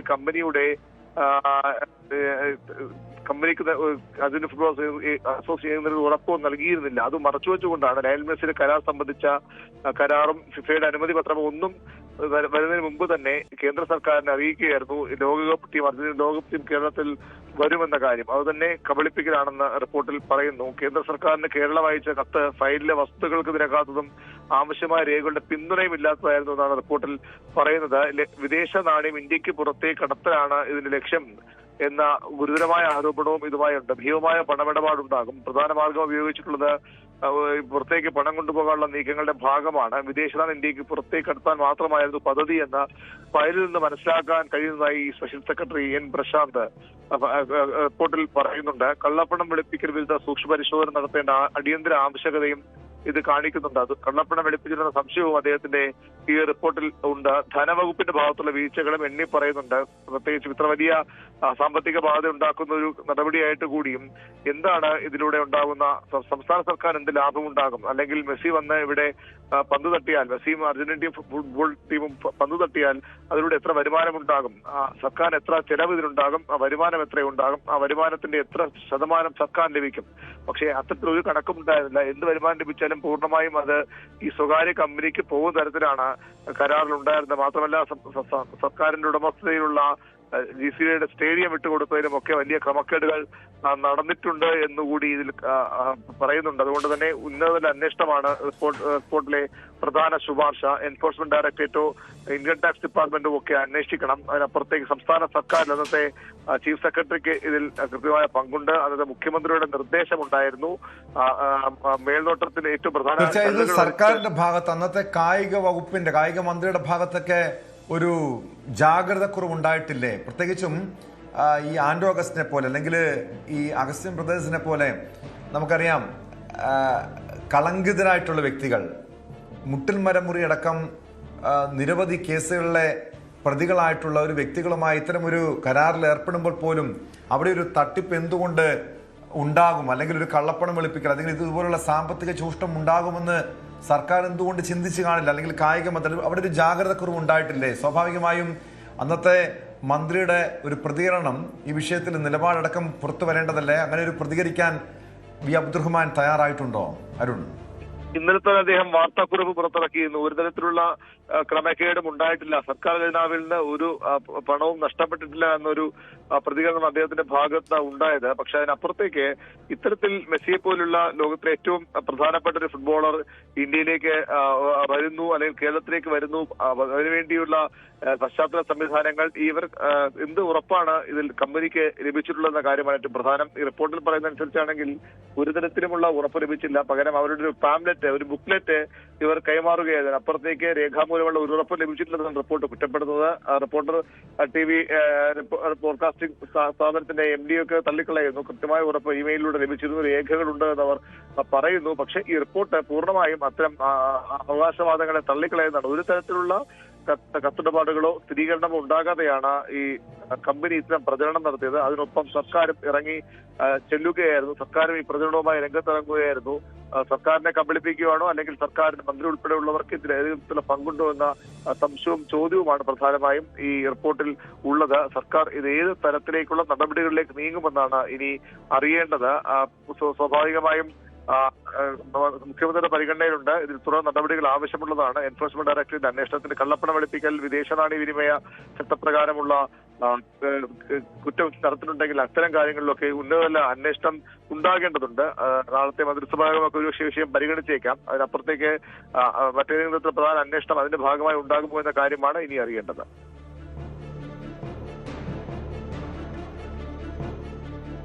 യെസ്, വ്യക്തമാണ്. എന്തായാലും വിശദമായ അന്വേഷണം ഈ വിഷയത്തിൽ ആവശ്യമാണ്. BVR വിവരങ്ങൾ നൽകിയത്. തിരുവനന്തപുരം ബാലരാമപുരം ബിവറേജസിൽ ഔട്ട്ലെറ്റിൽ മോഷണം, മദ്യം ഉൾപ്പെടെ കവർന്നു. ബിവറേജസിന്റെ വാതിലുകൾ കുത്തി തുറന്നാണ് മോഷണം നടത്തിയത്. ബാലരാമപുരം പോലീസ് സ്ഥലത്തെത്തി അന്വേഷണം ആരംഭിച്ചിട്ടുണ്ട്. അരുൺ മോഹൻ ചേരുന്നു വിവരങ്ങളുമായി. അരുൺ, ഇതെപ്പോഴായിരുന്നു മോഷണം? പോലീസിന്റെ അന്വേഷണം എങ്ങനെയാണ്? ഇന്നലെ രാത്രിയായിരുന്നു ഈ ഒരു സംഭവം നടക്കുന്നു എന്നുള്ളതാണ് പോലീസിന്റെ ഭാഗത്ത് നമുക്ക് മനസ്സിലാക്കാൻ കഴിയുന്നത്. ഈ ദേശീയപാതയോട് ചേർന്നിരിക്കുന്ന ഒരു ബിവറേജസ് ഔട്ട്ലെറ്റാണ് ഈ ബാലരാമപുരം സ്ഥിതി ചെയ്യുന്നത്. ഇവിടെ നിന്ന് ജീവനക്കാർ എത്തിയപ്പോഴായിരുന്നു മോഷണം നടന്നതായി അറിയുന്നത്. ഈ നേരത്തെ സൂചിപ്പിച്ചതുപോലെ മുൻവാതിൽ ഉൾപ്പെടെ തകർത്ത്, ഷട്ടറുണ്ട്, ഈ ഷട്ടറിലെ പൂട്ടുകളും വാതിലുകളും ഒക്കെ തകർത്തായിരുന്നു മോഷണം അകത്ത് കയറിയത്. മദ്യക്കുപ്പികൾ ഉൾപ്പെടെ നഷ്ടപ്പെട്ടിട്ടുണ്ടെന്നാണ് നമുക്ക് പ്രാഥമികമായി മനസ്സിലാക്കാൻ കഴിയുന്നത്. കാശ് ഇവിടെ സൂക്ഷിച്ചിട്ടില്ല എന്ന് ജീവനക്കാർ പറയുന്നു. അതിനാൽ പണം നഷ്ടപ്പെട്ടിട്ടില്ല എന്ന് പറയുന്നുണ്ടെങ്കിലും ഈ വ്യക്തമായ ഒരു അന്വേഷണം പോലീസ് നടത്തി വരുന്നുണ്ട്. അതേസമയം ഈ പറയുന്ന ഔട്ട്ലെറ്റിൽ CCTV സ്ഥാപിച്ചിട്ടുണ്ടായിരുന്നു. ഈ CCTV ക്യാമറ മാറ്റിവെച്ച് ഈ പറയുന്ന ദിശ തിരിച്ചു വെച്ചതിന് ശേഷമായിരുന്നു മോഷ്ടാവ് കയറിയത്. എന്നിരുന്നാലും കറുത്ത വസ്ത്രവും മുഖംമൂടിയും ധരിച്ച ഒരാൾ ഇവിടെ വരുന്നതായി പോലീസിന് വിവരം ലഭിച്ചിട്ടുണ്ട്. അയാളെ കേന്ദ്രീകരിച്ചുള്ള ഒരു അന്വേഷണമാണ് ഇപ്പോൾ ബാലരാമപുരം പോലീസ് നടത്തുന്നത്. ഫോറൻസിക് സംഘവും വിരലടയാള വിദഗ്ധരും ഒക്കെയും സ്ഥലത്തെത്തി പരിശോധന നടത്തുന്നുണ്ട്. ഇപ്പം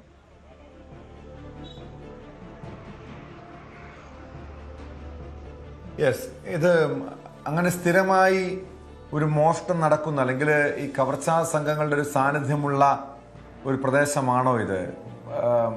ഈ വിഷയത്തിൽ പ്രത്യേകിച്ചും ഇതിപ്പോൾ ബിവറേജസ് ഔട്ട്ലെറ്റിലാണ് മോഷണം. ഇവരുടെ ലക്ഷ്യം പണമായിരുന്നോ അതോ മദ്യക്കുപ്പിയായിരുന്നോ? ബാലരാമപുരം പോലീസ് സ്റ്റേഷൻ പരിധിയിലും ഒപ്പം ഈ പറയുന്ന കേരള അതിർത്തി പ്രദേശങ്ങളിലൊക്കെയും ഈ വീടുകൾ കേന്ദ്രീകരിച്ചും ആരാധനാലയ കേന്ദ്രങ്ങൾ കേന്ദ്രീകരിച്ചുള്ള മോഷണങ്ങൾ പതിവാണ് എന്നുള്ളത് വ്യക്തമാണ്, നടക്കുന്നുണ്ട്. കഴിഞ്ഞ 2 ദിവസത്തിന് മുമ്പേ നമ്മൾ ഇത്തരത്തിൽ ചില വാർത്തകൾ നമ്മൾ പങ്കുവച്ചിരുന്നതുമാണ്. പക്ഷേ ഈ അടുത്തയിടെ ഒരു കാണാത്തൊരു കേട്ടുകേൾവിയാണ് ഇല്ലാത്തൊരു സംഭവമാണ് ബിവറേജസ് കുത്തി തുറന്നുള്ള മോഷണം. അത് തീർച്ചയായും സൂചിപ്പിക്കുന്നത് മദ്യം കവർച്ച തന്നെയായിരിക്കാം ഒരു പക്ഷേ എന്നുള്ളതാണ് പോലീസിന്റെ ഭാഗത്തു നിന്നും നമുക്ക് മനസ്സിലാക്കാൻ കഴിയുന്നത്. കാരണം ഓണ വിപണിയാണ്, ഓണം ലക്ഷ്യമിട്ട് വരുമ്പോൾ സ്വാഭാവികമായും ഇത്തരം സാധനങ്ങൾ കൈവശപ്പെടുത്തി വെച്ചിരുന്നാൽ വൻ വിലയിൽ തന്നെ ഇത് വിൽപ്പന നടത്താമെന്നുള്ള ഒരു ഉദ്ദേശമൊക്കെ ചിലപ്പോൾ ഒരുപക്ഷെ ഈ മോഷ്ടാക്കൾക്ക് കാണുമായിരിക്കാം. എന്തായാലും വിശദമായ ഒരു അന്വേഷണം, അതായത് ഈ പ്രതികളെ കിട്ടിയാൽ മാത്രമേ എന്താണ് ഇതിന്റെ ഉദ്ദേശ ലക്ഷ്യം എന്നൊക്കെ നമുക്ക് വ്യക്തമാവുകയുള്ളൂ. എന്തായാലും ഈ പറയുന്ന മോഷ്ടാക്കൾക്ക് വേണ്ടിയുള്ള ഒരു വ്യക്തമായ തിരച്ചിൽ നടക്കുന്നുണ്ട്. ഈ നേരത്തെ സൂചിപ്പിച്ചതുപോലെ ഇപ്പോൾ ഇവിടുന്ന് ജീവനക്കാരിൽ നിന്ന് കിട്ടുന്ന ഒരു അറിവ് അനുസരിച്ച് മദ്യമാണ് ഇവിടുന്ന് നഷ്ടപ്പെട്ടത്, മദ്യക്കുപ്പികളാണ് നഷ്ടപ്പെട്ടത് എന്നുള്ളതാണ്. അത് എത്രത്തോളം അളവ് പോയെന്നുള്ളത് അവിടുത്തെ സ്റ്റോക്കും മറ്റു വിവരങ്ങളൊക്കെ പരിശോധിച്ചാൽ മാത്രമേ അത് വ്യക്തത അതിന് പറയാൻ കഴിയൂ എന്നുള്ളതാണ്. എന്തായാലും ഇന്ന് ജീവനക്കാർ ഈ പറയുന്ന ഇവിടെ സ്ഥലത്തെത്തി അവരുടെ നടപടിയിലേക്ക് മുന്നോട്ട് പോയെങ്കിലും ഈ പരിശോധനാ ഫലം വന്നതിന് ശേഷം എത്രയാണ് നഷ്ടപ്പെട്ടതെന്ന് വന്നതിന് ശേഷമേ ബിവറേജ് തുറന്ന് പതിവ് പോലെ പ്രവർത്തിക്കൂ എന്നുള്ള ഒരു അറിയിപ്പ് കൂടെ ഇവർ നൽകിയിട്ടുണ്ട്.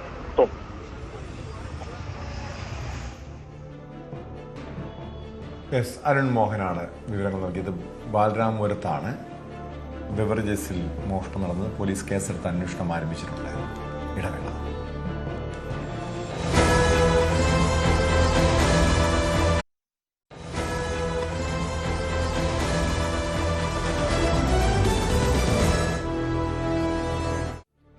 സ്പോട്ട് ലൈവ് തുടരുന്നു.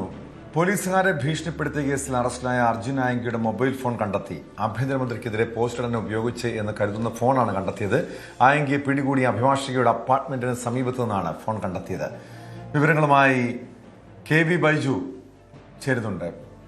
ബൈജു, ഈ കേസിൽ വളരെ നിർണായകമായിട്ടുള്ള തെളിവാണ് ഈ മൊബൈൽ ഫോൺ.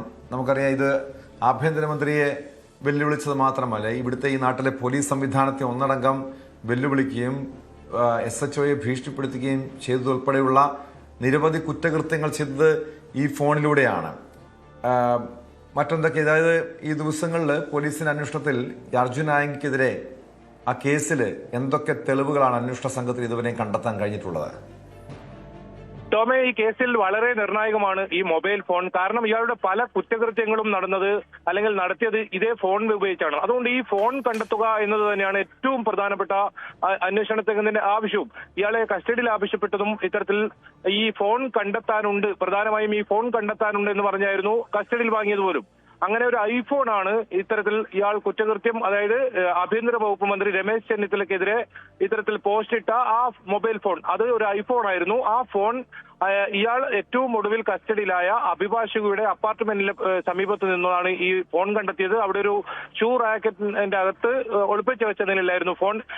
ഈ ഫോൺ ഇതുവരെ സിം ഉപയോഗിച്ചായിരുന്നില്ല ഇയാൾ ഇത് ഉപയോഗിച്ചിരുന്നത്, വൈഫൈ നെറ്റ് ഉപയോഗിച്ചെന്നും കണ്ടെത്തിയിട്ടുണ്ട്. എന്തായാലും കേസിൽ വളരെ നിർണായകമാണ് ഈ ഫോൺ. ഇതിപ്പോൾ ശാസ്ത്രീയമായ പരിശോധനയ്ക്ക്, ഫോറൻസിക് പരിശോധനയ്ക്കായി അയക്കുമെന്നാണ് പോലീസ് അറിയിച്ചിട്ടുള്ളത്. അതോടൊപ്പം ഇയാളെ സഹായിച്ച ആളുകളുണ്ട്. അതായത് ഈ ഒളിവിൽ കഴിയാനും ഇയാൾക്ക് യാത്ര ചെയ്യാനും ഇയാൾക്ക് പണം നൽകിയ ആളുകളുണ്ട്. അവരെയും കൂടി കണ്ടെത്താനുള്ള ശ്രമമാണ് ഇപ്പോൾ പോലീസ് നടത്തുന്നത്.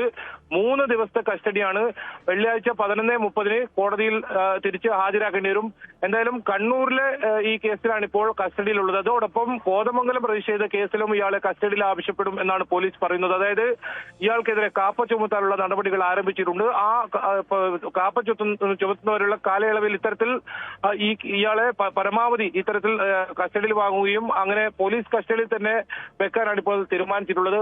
ഇതെല്ലാം ജാമ്യം കിട്ടുന്ന വകുപ്പാണ്. നേരത്തെ ജാമ്യാപേക്ഷ നൽകാത്തതുകൊണ്ടാണ് ഇയാൾക്ക് ജാമ്യം ലഭിക്കാത്ത അവസരം വന്നത്. അതുകൊണ്ട് തന്നെ ഏതെങ്കിലും കാരണവശാൽ ഇയാൾ പുറത്തിറങ്ങിയാൽ അത് ആഭ്യന്തര വകുപ്പിനെതിരെ പോലീസിനെതിരെ വലിയ നാണക്കേടാവും. കാരണം അത്രത്തോളം വെല്ലുവിളിച്ച് ഇയാൾ ആഭ്യന്തര വകുപ്പിനെതിരെയും പോലീസിനെതിരെയും വെല്ലുവിളിച്ച ഒരാളാണ്. അങ്ങനെ ഒരാൾ ജാമ്യം നേടി പുറത്തു വരികയാണെങ്കിൽ അത് വലിയ നാണക്കേടാവും. അതുകൊണ്ട് തന്നെ ജാഗ്രതയോടുള്ള മുന്നോട്ട് പോകുന്നു അന്വേഷണം. അതോടൊപ്പം പരമാവധി ശാസ്ത്രീയ തെളിവുകൾ കണ്ടെത്തുക എന്ന് തന്നെയാണ് പോലീസ് ലക്ഷ്യമിടുന്നത്. ഏതായാലും കാപ്പ ചുമത്താനുള്ള നടപടികൾ ആരംഭിച്ചിട്ടുണ്ട്. വളപട്ടണം പോലീസിൽ രജിസ്റ്റർ ചെയ്ത 12 കേസുകളാണ് രജിസ്റ്റർ ചെയ്തിട്ടുള്ളത്. ഇതിന്റെ കേസ് ഹിസ്റ്ററി ഡയറി ഇപ്പോൾ ഇതിന് ജില്ലാ പോലീസ് മേധാവിക്ക് കൈമാറിയിട്ടുണ്ട്. അത് ജില്ലാ കളക്ടർക്ക് കൈമാറും. ജില്ലാ കളക്ടറാണ് ഇത് സംബന്ധിച്ച് ഇന്നലെ ഈ കോതമംഗലം SHOയെ ഭീഷണിപ്പെടുത്തുന്നതുമായി ബന്ധപ്പെട്ട കേസിൽ അർജുൻ ആങ്കിയുടെ അറസ്റ്റ് രേഖപ്പെടുത്തിയിരുന്നല്ലോ. ഈ ആഭ്യന്തരമന്ത്രിയെ വെല്ലുവിളിച്ച കേസിന് ശേഷമായിരിക്കുമോ മറ്റ് കേസുകൾ, അതായത് കോതമംഗലം SHO അതോടൊപ്പം ഊന്നുകൽ സ്റ്റേഷനിലെ പോലീസ് ഉദ്യോഗസ്ഥൻ എന്നിവർക്കെതിരെയും ഇയാൾ ഭീഷണിയും വെല്ലുവിളിയൊക്കെ മുഴക്കിയിരുന്നു. ആ കേസിലെ അന്വേഷണം എങ്ങനെയായിരിക്കും? അത് ഇതിന് ശേഷമായിരിക്കുമോ?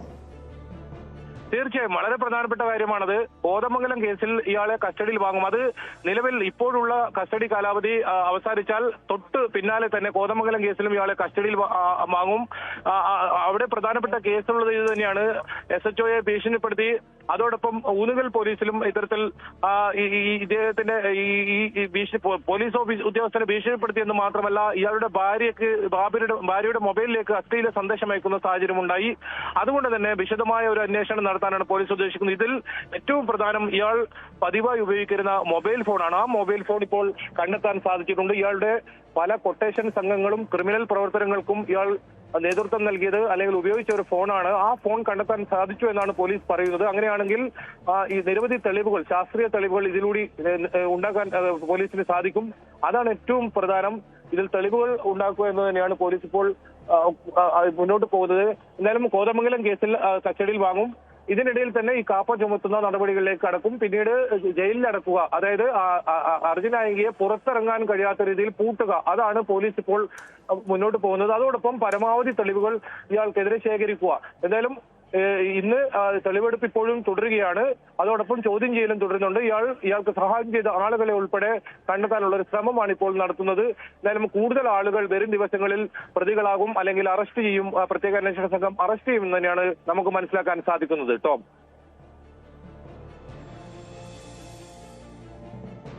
യെസ്, വ്യക്തമാണ്. KB ബൈജു ആണ് വിവരങ്ങൾ നൽകിയത്. ഇനി മറ്റൊരു വാർത്തയിലേക്ക് സ്പോട്ടിലേക്ക് പോകുന്നു. കാസർഗോഡ് കാലിക്കടവിൽ കാറിൽ കടത്താൻ ശ്രമിച്ച MDMAയുമായി പെരുമ്പാവൂർ സ്വദേശികൾ പിടിയിലായ സംഭവത്തിൽ രാഷ്ട്രീയ വിവാദം മുറുകുകയാണ്. അതായത് യൂത്ത് കോൺഗ്രസ് നേതാക്കളാണ് ഈ പിടിയിലായതെന്നും മുഖ്യമന്ത്രി VD സതീശൻ്റെ, അദ്ദേഹം പ്രതിപക്ഷ നേതാവായിരുന്ന കാലയളവ് അദ്ദേഹത്തിൻ്റെ സോഷ്യൽ മീഡിയ കോർഡിനേറ്റർ ആയിരുന്ന വ്യക്തി ഉൾപ്പെടെയാണ് പിടിയിലായതെന്നുമാണ് പ്രധാനമായി ഉയർന്നു വന്ന ആരോപണം. ഈ കേസിലെ മുഖ്യപ്രതിയായിട്ടുള്ള മുഹമ്മദ് ഹുസൈൻ, ഇയാൾ പെരുമ്പാവൂരിൽ ആഭ്യന്തരമന്ത്രി രമേശ് ചെന്നിത്തല സംഘടിപ്പിച്ച ഓപ്പറേഷൻ തൂഫാൻ പരിപാടിയുടെയും സംഘാടകനായിരുന്നു. സംഭവം വിവാദമായതോടെ കോൺഗ്രസും യൂത്ത് കോൺഗ്രസും പ്രതിരോധത്തിലായിരിക്കുകയാണ്. എന്നാൽ തങ്ങൾക്ക് ഇയാളുമായി, പ്രതികളുമായി ബന്ധമില്ല, സംഘടനയ്ക്ക് യാതൊരു ബന്ധവുമില്ല എന്ന് DCC അധ്യക്ഷൻ, എറണാകുളം DCC അധ്യക്ഷൻ മുഹമ്മദ് ഷിയാസ് MLA ഇന്നലെ വ്യക്തമാക്കിയിരുന്നു. യൂത്ത് കോൺഗ്രസും ഇയാളെ തള്ളി പറയുന്നുണ്ട്. ഡാനി പോളിലേക്ക്. ഡാനി, യൂത്ത് കോൺഗ്രസിന് ഇയാളുമായി യാതൊരു ബന്ധവുമില്ല എന്നാണ് കോൺഗ്രസിന്റെ വാദം. പക്ഷേ തെളിവുകളുണ്ട്, ദൃശ്യങ്ങളും ചിത്രങ്ങളുമുണ്ട്. മുഖ്യമന്ത്രി VD സതീശനൊപ്പം ഈ പ്രതികൾ നിൽക്കുന്ന ചിത്രങ്ങളൊക്കെ ഇടത് സൈബർ ഹാൻഡിലുകൾ പുറത്തു വിട്ടുകൊണ്ടിരിക്കുകയാണ്. അങ്ങനെ ഈ പ്രതിയെ സംരക്ഷിക്കേണ്ട കാര്യമുണ്ടോ? ഇവർ സംഘടനാ രംഗത്തുള്ളവരാണെങ്കിൽ പുറത്താക്കി തടിയൂരാവുന്ന കാര്യമേ ഉള്ളൂ. എന്തുകൊണ്ടാണ് ഇങ്ങനെ തങ്ങൾക്ക് ഇവരുമായി ബന്ധമില്ല എന്ന് കോൺഗ്രസ് ഇത്തരം വാദങ്ങളുമായി ഇപ്പോൾ രംഗത്തെത്തിയിരിക്കുന്നത്?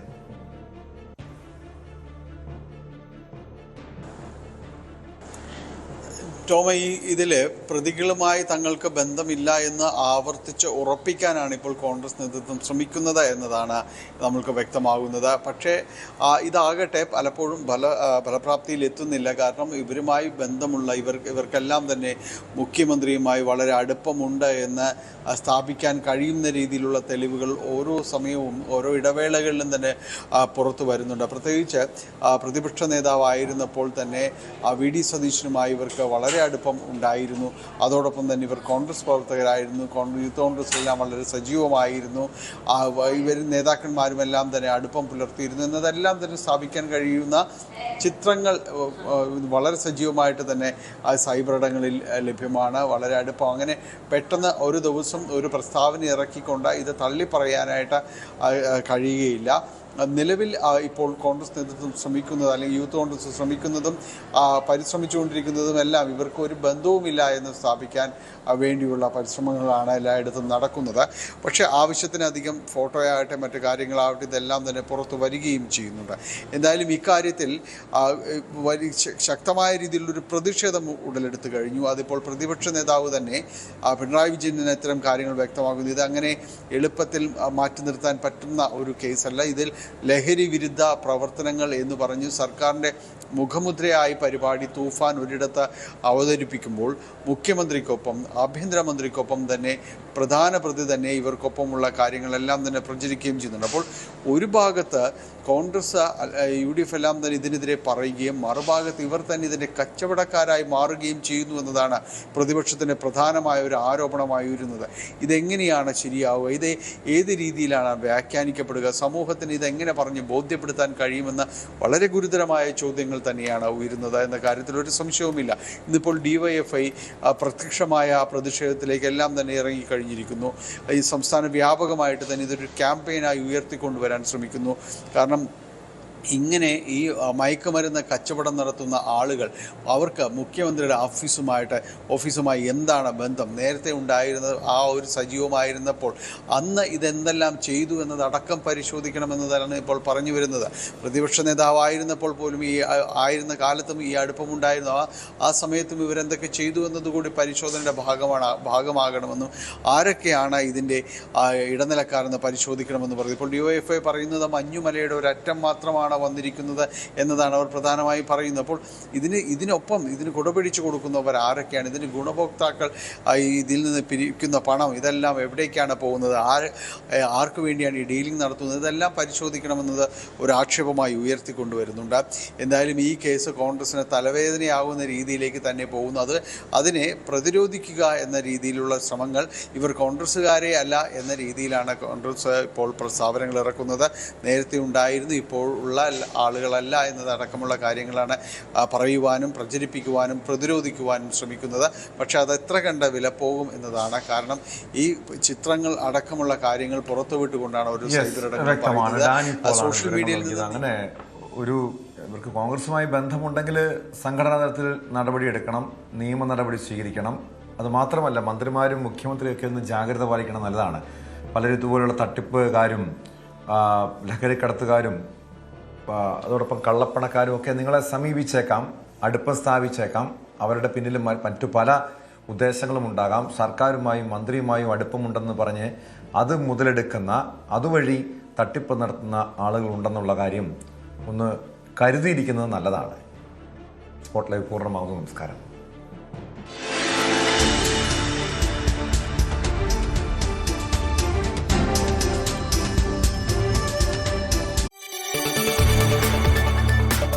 കൂടുതൽ വാർത്തകൾക്ക് News 18 Keralam YouTube channel subscribe ചെയ്യുക.